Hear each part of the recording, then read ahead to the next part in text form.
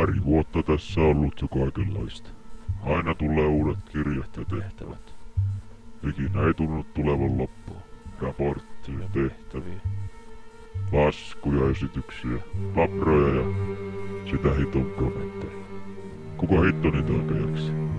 No ei, piruvia kukaan. Penan kaltaisia on täällä Seinäjoella satoja. Penaa ei kuitenkaan ole jätetty yksin. Seinäjoen insinööriopiskelija Tärry auttoi Penaa. Se voi auttaa myös sinua. Mut sit tosiaan mä näin sen seniori-ilmoituksen Makukesta. Pelkeä ilmanen bussimatka. Paikka ei tosiaan kerrottu, mutta eipä se haitannut. Pirun mielenkiintoiselta se kuulosti, eivätkä tosiaankaan, ei valehdella. Kierreltiin kaikenlaisia mielenkiintoisia paikkoja yötä myötä. Sen jälkeen ollutkin jo paljon paremmin.